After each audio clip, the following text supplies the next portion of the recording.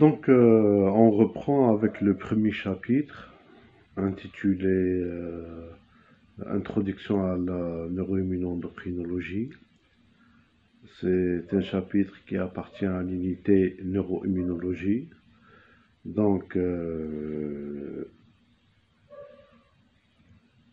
Avant d'aborder ce chapitre, je vous conseille vous suggère de revoir euh, les rappels qu'on a vus l'autre fois, avec les bases fondamentales de l'immunologie, pour pouvoir distinguer entre ce module intitulé neuroimmunologie et celui qui traite des cytokines et troubles comportementaux, puisque comme on l'a vu l'autre fois, qu'il existe des frontières très fines entre les deux modules.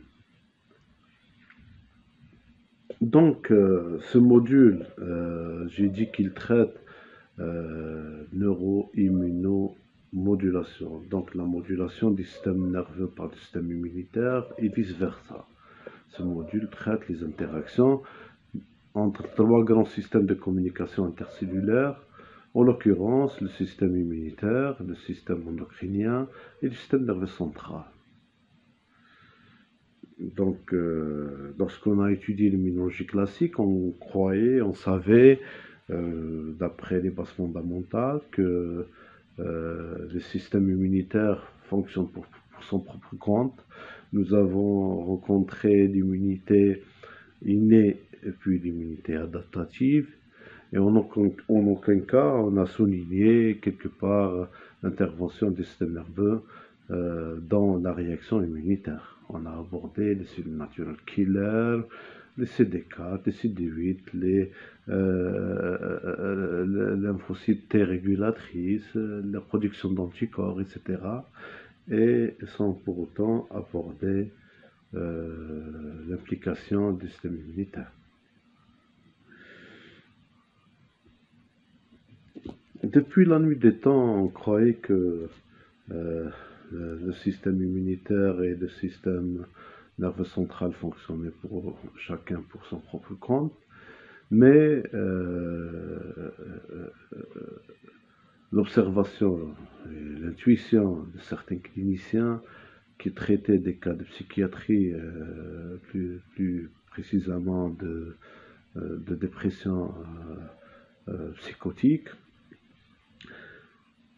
les avait fréquemment amenés à penser que certains troubles somatiques n'étaient pas sans lien avec l'état psychologique de leur individu.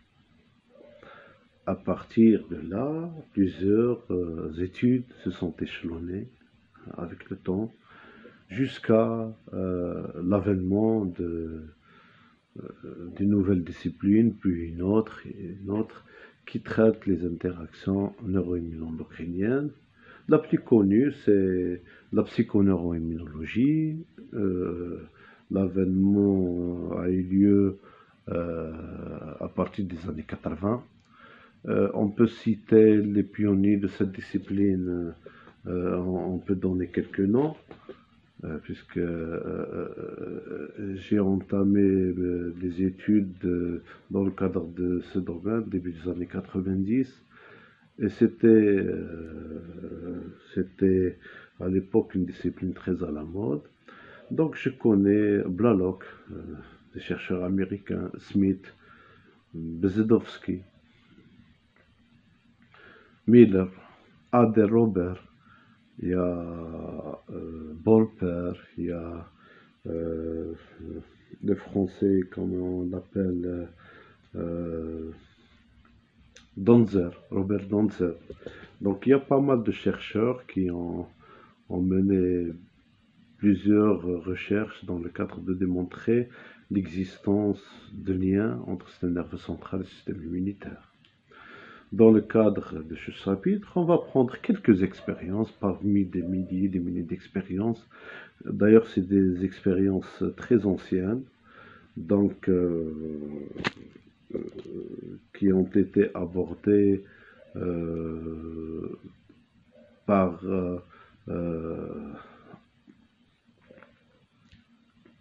par des immunologistes et des neurophysiologistes.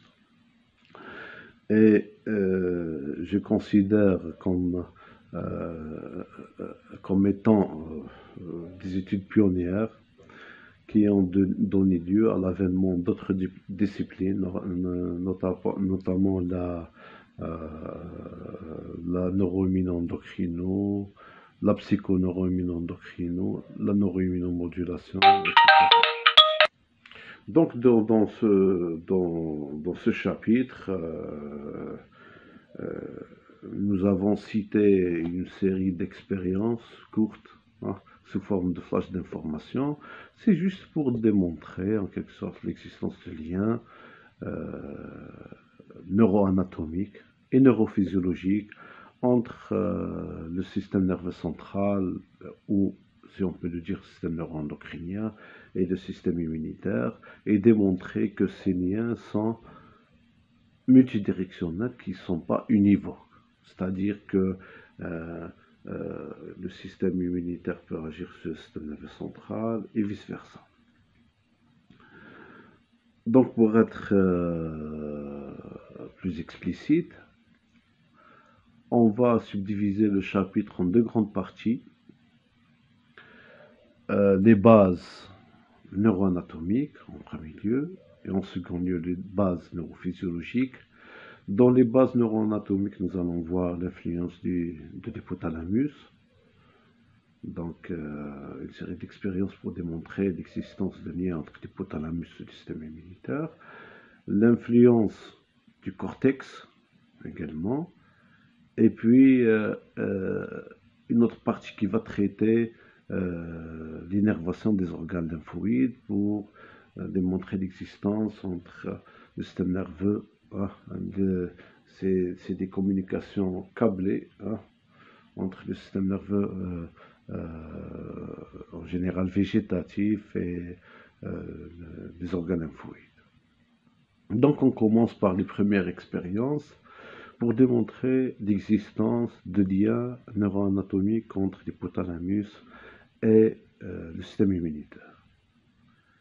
L'année passée, lorsqu'on a vu le module de neuropathologie, j'ai souligné que dans le cadre de l'anatomie du système nerveux, que l'hypothalamus est constitué et composé de plusieurs aires. Ah, il est subdivisé en plusieurs aires.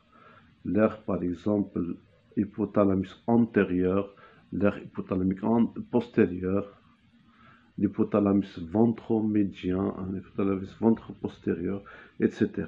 Et au sein de ces aires, on peut rencontrer des noyaux.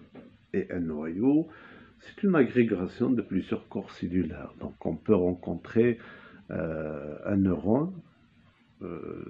Son corps cellulaire, elle est située au niveau de l'hypothalamus, et ses prolongations projettent au niveau du cortex ou vice-versa. Donc, l'agrégation de plusieurs corps cellulaires vont donner ce qu'on appelle un noyau. Et ces noyaux revêtent une importance capitale dans la régulation de plusieurs fonctions physiologiques.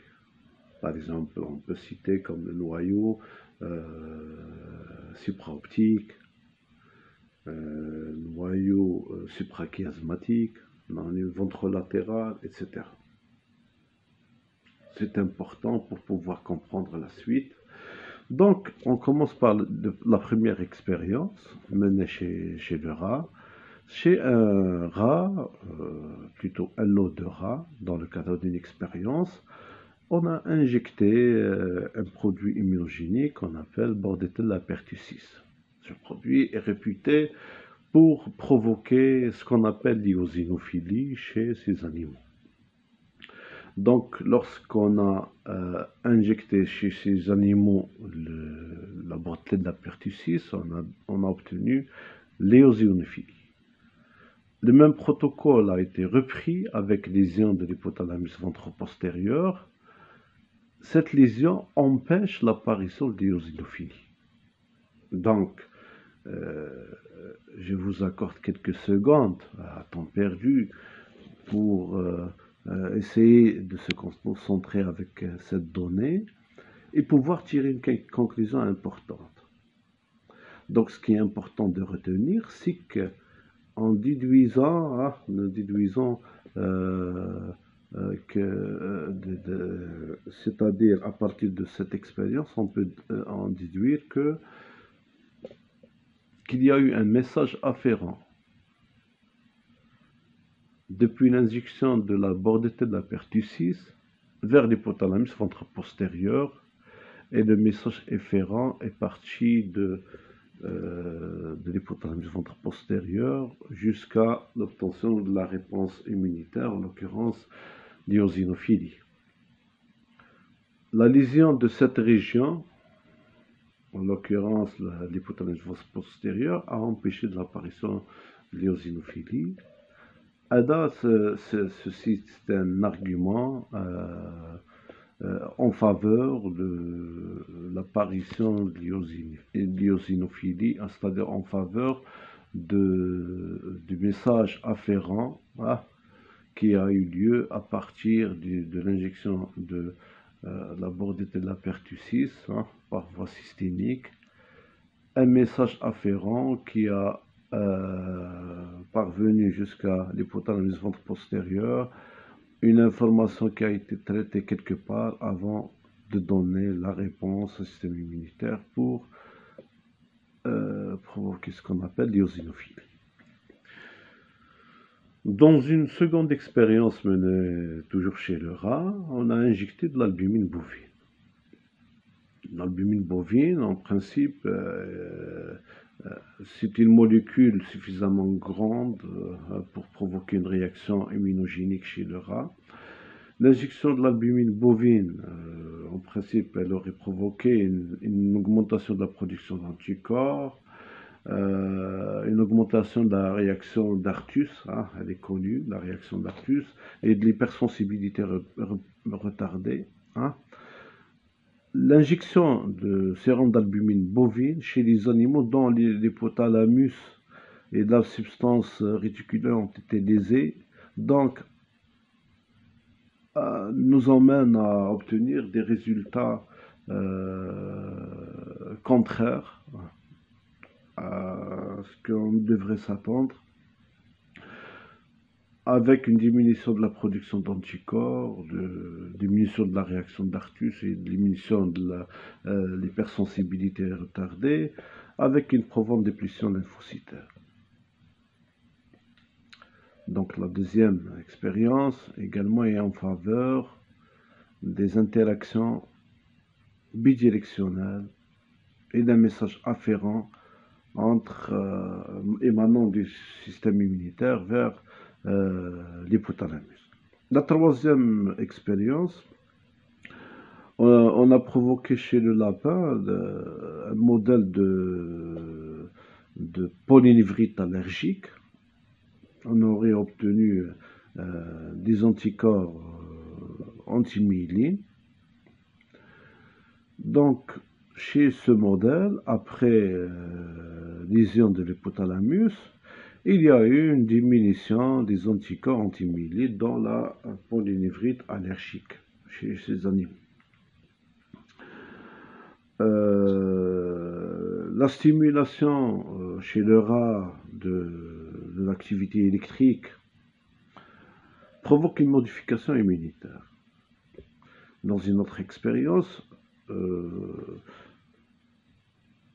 la stimulation antigénique, au contraire, elle provoque une perturbation de l'activité électrique au niveau du cerveau.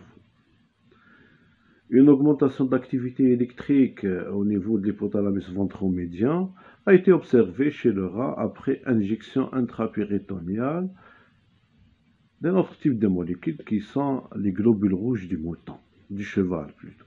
Donc, c'est des molécules également immunogéniques qui auraient qui nous auraient donné plutôt une réaction immunogénique. Une augmentation de l'activité neuronale au niveau de l'hypothalamus ventromédian, supra et latéromammillaire, c'est-à-dire en face du corps mammillaire, est observée chez le lapin après immunisation par le sérum du cheval. Donc, en conclusion, ceci mène à penser l'existence d'un lien entre le système nerveux central et le système immunitaire. C'est donc une première étape concernant la réalité d'une relation entre les deux systèmes, évoquant ainsi des phénomènes de régulation complexes et certainement pas univoques. Donc, dans la prochaine vidéo, nous allons voir l'influence du cortex et l'interaction du cortex avec le système immunitaire.